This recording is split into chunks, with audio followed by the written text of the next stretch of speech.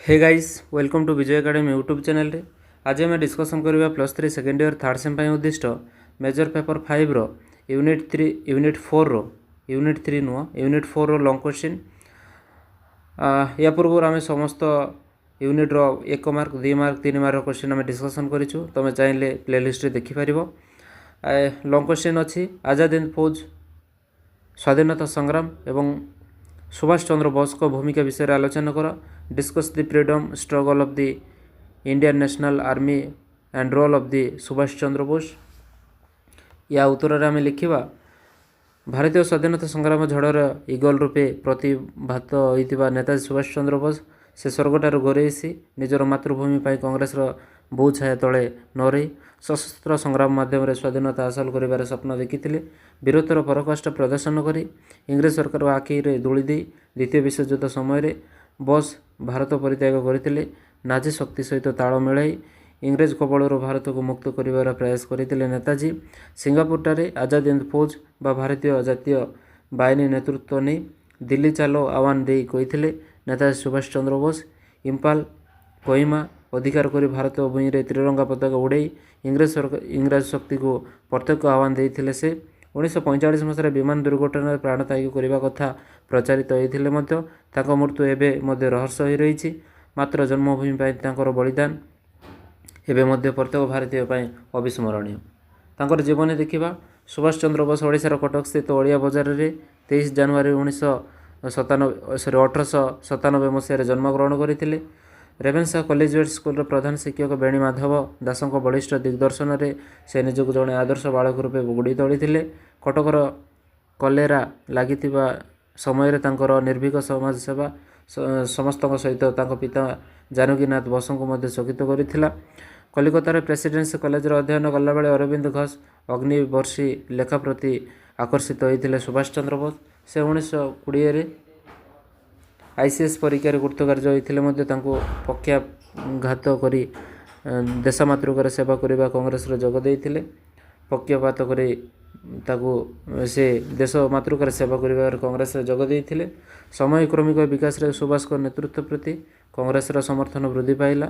1924 Kolkata municipality से commissioner रूपे कार्य जोगदे।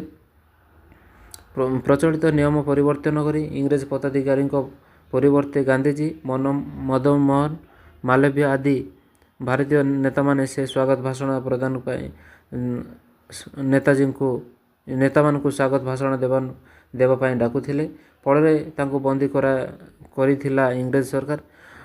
1933 रु 1936 मध्य देह खराब होगा आड़ सुभाष चंद्र को यूरोप भ्रमण कर इंग्रेज मान बर्बरतार कहानी बाहर प्रचार करते। सुभाष को पलायन या मध्य कांग्रेस कार्यकलाप निजक नियोजित करते सुभाष 1933 मसीह गांधीजी समर्थित सभापति प्रार्थी पट्टाभी सीतारामैया को परास्त कर बोस बा सुभाष चंद्र बोस सभापति कांग्रेस रूपे निर्वाचित होते। यापर कांग्रेस मध्य पाट सृष्टि होता। सुभाष चंद्र बोस पदर इस्तफा दे फरवर्ड ब्लॉक नामक एक दल गठन कर भारत स्वाधीनता संग्राम को तेजस्वी कराई से आह्वान देते कही मत रक्त दियो मु तुमको स्वाधीनता देवी। एतिर क्षुब्ध इंग्रेज सरकार बंदी करथिला एवं स्वास्थ्यगत कारण जेल मुक्ति दे कलिकता गृहबंदी कर रखिला। सन्यासी हुई हिमालय और पंडिचेरी जीवार प्रचार कले सुभाष मात्र या मध्य निजर दाढ़ी बढ़ई ब्रिटिश सीआईडी आखिरी धूली दे मौलवी जियाउद्दीन छद्मवेश से दिल्ली दे काबुल एवं पेशवार मध्य दे गति कर जर्मनी दूतावास सहित संपर्क स्थापन करते। शेष इटाली दूतावास साहाय्य सिग्नर ओरलांडो माज जोकर्टा नामक पासपोर्ट पाई से 28 मार्च 1941 जर्मनी पहुंची। बोसंकर यह पलायन इंग्रेज सरकार को आश्चर्य विचलित कर केंद्र शक्ति संपर्क जर्मनी पहुंची बर्लिन ठारे एडल्फ हिटलर को साक्षात करते सुभाष चंद्र बोस। भारतर स्वाधीनता संग्राम स्वाधीनता एवं भारत को इंग्रेज शक्ति को हटेवा विषय से हिटलर को बुझाइवाई समर्थ होते। या मध्य से इटाली जापान कर्मकर्ता मान सहित जोग सूत्र स्थापन करते। जापान प्रधानमंत्री टोजो ବସ୍କୁ ସବୁ ପ୍ରକାର ସାହାଯ୍ୟ ଦେବା ପାଇଁ ପ୍ରତିଶ୍ରୁତି ଦେଇଥିଲେ। ଏଥିରେ ସେ ଆଶ୍ୱସ୍ତି ହୋଇଥିଲେ ସୁଭାଷ। ଗାନ୍ଧିଜୀ ଆଜାଦ ହିନ୍ଦ ଫୌଜର ନେତୃତ୍ୱ ଦୀର୍ଘ 90 ଦିନର ଭୟଙ୍କର ଜଳଯାତ୍ରାରେ ବୁଡ଼ା ଜାହାଜର ଅବତରଣ କରି 1943 ମସିହାରେ ଜାପାନ ଭୂମିରେ ପାଦ ଥାପିଲେ ସୁଭାଷ ଚନ୍ଦ୍ର ବୋଷ। ସେତେବେଳକୁ ମାଳୟ, ସିଙ୍ଗାପୁର ଏବଂ ବ୍ରହ୍ମଦେଶ ଇଂରେଜମାନଙ୍କଠାରୁ ଜାପାନ ଅଧିକାର କରିସାରିଥିଲା। ଇଂରେଜମାନଙ୍କ ପକ୍ଷରେ ଲଢ଼ୁଥିବା ବହୁ ଭାରତୀୟ ସୈନ୍ୟମାନେ ଜାପାନ ବାହିନୀ ଦ୍ୱାରା ବନ୍ଦୀ ହୋଇଥିଲେ। ସେତେବେଳେ ରାସବିହାରୀ ବୋଷ ନାମକ ଜନୈକ ଭାରତୀୟ ବିପ୍ଳବୀ ଜାପାନରେ ଭାରତୀୟ ଜାତୀୟ ବାହିନୀ ବା ଆଜାଦ ହିନ୍ଦ ଫୌଜ ଗଠନ କରିଥିଲେ। ଜାପାନ ସରକାରଙ୍କ ଅନୁମତି ନେଇ ସେ ଭାରତ ଯୁଦ୍ଧବନ୍ଦୀମାନଙ୍କୁ ସେ ସୈନ୍ୟବାହିନୀରେ ସାମିଲ ହୋଇଥିଲେ। ଜାପାନରେ ପହଞ୍ଚି ସୁଭାଷ ଚନ୍ଦ୍ର ବୋଷ ଏହି ଆଜାଦ ହିନ୍ଦ ଫୌଜର ନେତୃତ୍ୱ ନେଇଥିଲେ। ସିଙ୍ଗାପୁରଠାରେ ତାଙ୍କର ନେତୃତ୍ୱରେ ଗଠିତ ହୋଇଥିଲା ଏକ ଅସ୍ଥାୟୀ ସରକାର। ଶ୍ରଦ୍ଧାର ଏବଂ ଭକ୍ତିର ସୁଭାଷ ବୋଷଙ୍କ ଆଜାଦ ହିନ୍ଦ ଫୌଜ ନେତୃତ୍ୱ ନେବା ଯୋଗୁଁ ସେଠାରେ ଭାରତୀୟମାନେ ତାକୁ ନେତାଜୀ ବୋଲି ସମ୍ବୋଧନ କରିଥିଲେ। ସୈନିକମାନଙ୍କୁ ଆହ୍ୱାନ ଦେଇ ସେ କହିଥିଲେ, ଦିଲ୍ଲୀ ଚଲୋ। ଏହା ସେମାନଙ୍କ ମନରେ ସୃଷ୍ଟି କରିଥିଲା ଅଦ୍ଭୁତପୂର୍ଣ୍ଣ ଜାଗରଣ। ଭାରତରୁ ଇଂରେଜମାନଙ୍କୁ ବିତାଡ଼ିତ କରିବା ପାଇଁ ସଂକଳ୍ପବଦ୍ଧ ହୋଇଥିଲେ ସେମାନେ। ସଂଗ୍ରାମ ପାଇଁ ପ୍ରସ୍ତୁତି କ୍ରମେ ଆଜାଦ ହିନ୍ଦ ସରକାର ପାଇଁ ପ୍ରତି ଲୋକମାନଙ୍କର ସମର୍ଥନ ବୃଦ୍ଧି ପାଇଲା। ଏହା ମଧ୍ୟରେ ଜର୍ମାନୀ, ଚୀନ, Manchuria, Burma, Italy, Japan, Philippines ଆଦି ରାଷ୍ଟ୍ରମାନେ ଏହି ସରକାରକୁ ସ୍ୱୀକୃତି ପ୍ରଦାନ କରିଥିଲେ। 7 ଜାନୁଆରୀ 1944ରେ ଆଜାଦ ହିନ୍ଦ ଫୌଜ ରେଙ୍ଗୁନ ଅଭିମୁଖେ ଯାତ୍ରା କରିଥିଲା। ବର୍ମାକୁ ସଂଗ୍ରାମର ମୁଖ୍ୟ କେନ୍ଦ୍ର ବୋଲି ସ୍ଥିର କରିଥିଲେ ନେତାଜୀ। ଜାପାନୀ, ଭାରତୀୟ, ବର୍ମା ସୈନ୍ୟବାହିନୀ ମିଳିତ ଉଦ୍ୟମରେ ଭାରତ ଅଭିମୁଖେ ଅଗ୍ରସର ହେବାର କଳ୍ପନା କରିଥିଲେ ସୁଭାଷ ଚନ୍ଦ୍ର ବୋଷ। କୋହିମା ଏବଂ ଉତ୍ତର ଇମ୍ଫାଲ ଅଭିମୁଖେ ଯାତ୍ରା କରିବା ପାଇଁ ସୈନ୍ୟବାହିନୀର ନେତୃତ୍ୱ ନେଇଥିଲେ ଲେଫ୍ଟନାଣ୍ଟ ଜେନେରାଲ ମୋଟାଗୁଚିଙ୍କ ଉପରେ ନ୍ୟସ୍ତ ଥିଲା। ସୀମାନ୍ତରେ 30,000 ଆଜାଦ ହିନ୍ଦ ଫୌଜଙ୍କ ସହିତ 20,000 ପ୍ରଶିକ୍ଷିତ ସ୍ୱେଚ୍ଛାସେବୀମାନଙ୍କୁ ଯୁଦ୍ଧ କ୍ଷେତ୍ରରେ ଅବତୀର୍ଣ୍ଣ ହେବାର ପ୍ରୟାସ ପୋଷଣ କରିଥିଲେ ନେତାଜୀ। ସେ ପ୍ରଥମ ଆରକନ ଅଞ୍ଚଳରେ ଯୁଦ୍ଧ କରିବା ପାଇଁ ସ୍ଥିର କରିଥିଲେ, କାରଣ ସେଠାରୁ ଅନାୟାସରେ ଏହା ଚଟ୍ଟଗ୍ରାମକୁ ବା ବର୍ତ୍ତମାନ ବାଂଲାଦେଶରେ ଅବସ୍ଥିତ ବ୍ୟାପି ଯାଇପାରିବ। ଏହାଦ୍ୱାରା ଗରିଲା ଯୁଦ୍ଧ ମାଧ୍ୟମରେ ସମଗ୍ର ବଙ୍ଗ ଉପସ୍ଥିତ ହେବେ ସୈନିକମାନେ। ସ୍ଥାନୀୟ ସାହାଯ୍ୟ ପାଇଁ ସେମାନେ ଏରୋଡ୍ରୋମ୍, ରେଳପଥ ଆଦି ଧ୍ୱଂସ କରି ଗମନାଗମନ ବାଧା ଉପଜାଇବେ ଏବଂ ଇଂରେଜମାନଙ୍କୁ ଅନାୟାସରେ ପରାଜିତ କରିହେବ। ଗାନ୍ଧୀ ରେଜିମେଣ୍ଟ, ନେହେରୁ ରେଜିମେଣ୍ଟ, ଝାନ୍ସୀ ରାଣୀ ରେଜିମେଣ୍ଟ ଆଦି ଡିଭିଜନରେ ବିଭକ୍ତ ହୋଇଥିଲେ ଆଜାଦ ହିନ୍ଦ ଫୌଜର ସୈନ୍ୟବାହିନୀ। ସେମାନଙ୍କୁ ବଳିଷ୍ଠ ନେତୃତ୍ୱ ଦେଇ ସଂଗଠିତ କରିଥିଲେ ନେତାଜୀ ସୁଭାଷ ଚନ୍ଦ୍ର ବୋଷ। ସୀମାନ୍ତ ଆକ୍ରମଣ ପ୍ରଥମ ପର୍ଯ୍ୟାୟ 1944 ମସିହାରେ ଆଜାଦ ହିନ୍ଦ ଫୌଜର ଆରମ୍ଭ ହୋଇଥିଲା ଅପରେସନ୍ ୟୁ। ଆରକନ ସୀମାନ୍ତରୁ ଆରମ୍ଭ ହେଲା ଆକ୍ରମଣ। ମେଜର ଆର୍.ସି.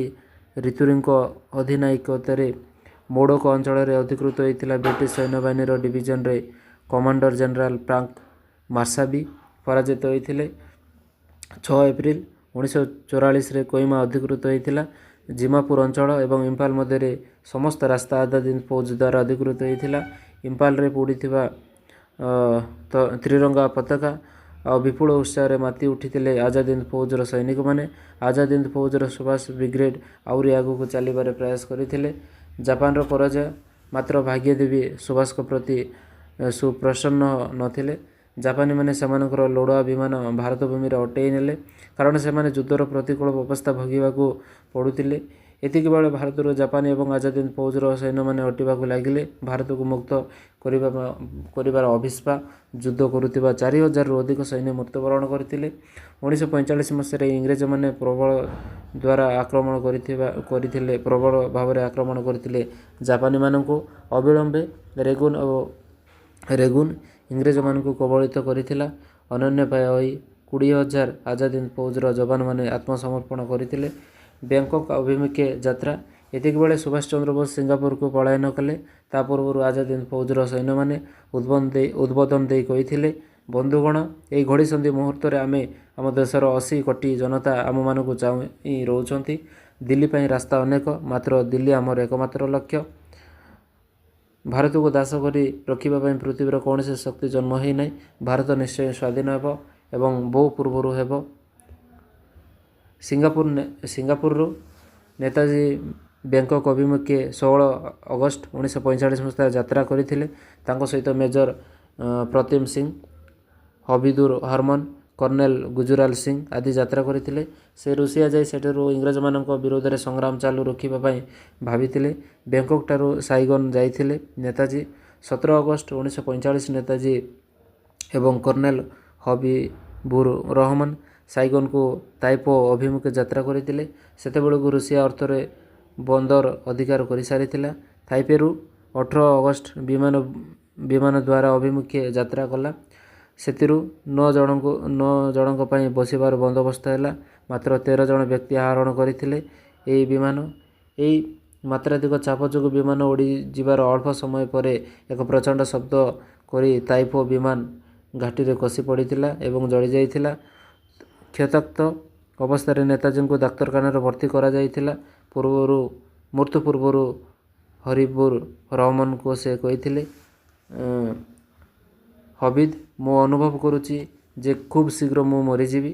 ମୁଁ ଭାରତୀୟ ସ୍ୱାଧୀନତା ସଂଗ୍ରାମରେ ଶେଷ ପର୍ଯ୍ୟନ୍ତ ଲଢ଼ିଛି। ମୋ ଦେଶବାସୀମାନଙ୍କୁ କହିବ, ଭାରତ ବହୁ ପୂର୍ବରୁ ନିଶ୍ଚୟ ସ୍ୱାଧୀନ ହେବ। ସ୍ୱାଧୀନ ଭାରତ ଅମର ରହେ। ଏହାପରେ ନେତାଜୀ ସୁଭାଷ ପ୍ରାଣତ୍ୟାଗ କରିଥିଲେ। ରହମାନଙ୍କ ଏହି ଉକ୍ତିକୁ ଅବଶ୍ୟ ଅନେକ ବିଶ୍ୱାସ କରନ୍ତି ନାହିଁ। ଭାରତର ତତ୍କାଳୀନ ବଡ଼ଲାଟ ଲର୍ଡ଼ ୱାଭେଲ ମଧ୍ୟ ଏ କଥାକୁ ବିଶ୍ୱାସ କରିନଥିଲେ। ତେବେ ସେ ଯାହା ହେଉନା କାହିଁକି ଗାନ୍ଧୀଜୀଙ୍କ ସୁଭାଷ ଚନ୍ଦ୍ରଙ୍କ ମୃତ୍ୟୁ ଏବେ ମଧ୍ୟ ରହସ୍ୟମୟ।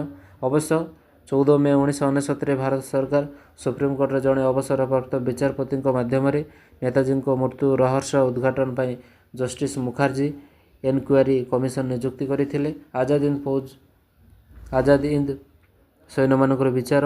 ଆଜାଦ ହିନ୍ଦ ଫୌଜର ଆତ୍ମସମର୍ପଣ ପରେ ଇଂରେଜ ସରକାର ଇତିହାସ ପ୍ରସିଦ୍ଧ ଲାଲକିଲ୍ଲାଠାରେ ଯୁଦ୍ଧବନ୍ଦୀମାନଙ୍କୁ ବିଚାର କରିଥିଲେ। ସେତେବେଳକୁ ସମଗ୍ର ଭାରତରେ ନେତାଜୀ ସୁଭାଷ ଚନ୍ଦ୍ର ବୋଷ ଆଜାଦ ହିନ୍ଦ ଫୌଜର ବୀରତ୍ୱର କାହାଣୀ ତଡ଼ିତ ବେଗରେ ବ୍ୟାପି ଯାଇଥିଲା। କଂଗ୍ରେସର କେତେକ ନେତା ଆଜାଦ ହିନ୍ଦ ଫୌଜକୁ ବିରୋଧ କରିଥିଲେ ମଧ୍ୟ ସାର୍ବଜନୀନ ଚାପ ଆଗରେ ନୀରବ ରହିଥିଲେ। କଂଗ୍ରେସ ଆଜାଦ ହିନ୍ଦ ଫୌଜର ପ୍ରତିରକ୍ଷା ପାଇଁ ଏକ କମିଟି ଗଠନ କରିଥିଲା। ଏହାର ରହସ୍ୟ ଥିଲେ ବିଶିଷ୍ଟ ବାରିଷ୍ଟର ଭୁଲାଭାଇ ଦେଶାଇ, ତେଜ ବାହାଦୁର ସାପ୍ରୁ, କୈଳାସନାଥ କାଟଜୁ, ଆସଫ ଅଲି, ପଣ୍ଡିତ ଜବାହରଲାଲ ନେହେରୁ। ରାଜଦ୍ରୋହ ଅପରାଧରେ major general Shah Nawaz Khan, lieutenant colonel Sehgal ଏବଂ ଲେଫ୍ଟନାଣ୍ଟ କର୍ଣ୍ଣେଲ ଧିଲନଙ୍କ କୋର୍ଟ ମାର୍ଶାଲ କରି ମୃତ୍ୟୁଦଣ୍ଡରେ ଦଣ୍ଡିତ କରାଗଲା।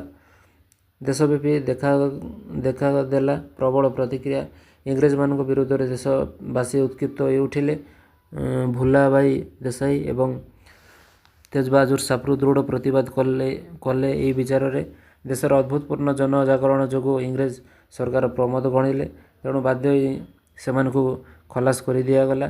ଭାରତରେ ଇଂରେଜ ସରକାରଙ୍କ ସୈନ୍ୟବାହିନୀରେ ଯୋଗଦେଇ ପୁନର୍ବାର ତାର ବିରୁଦ୍ଧରେ ସଂଗ୍ରାମ କରିଥିବା ଏହି ଆଜାଦ ହିନ୍ଦ ଫୌଜକୁ ବ୍ରିଟିଶ ସରକାର କଟୁ ଭାଷାରେ ସମାଲୋଚନା କରିଥିଲେ ମଧ୍ୟ ଭାରତୀୟମାନେ ଆତ୍ମବିଭୋର ହୋଇଥିଲେ ଆଜାଦ ହିନ୍ଦ ଫୌଜର ବୀରତ୍ୱ ଗାଥାରେ।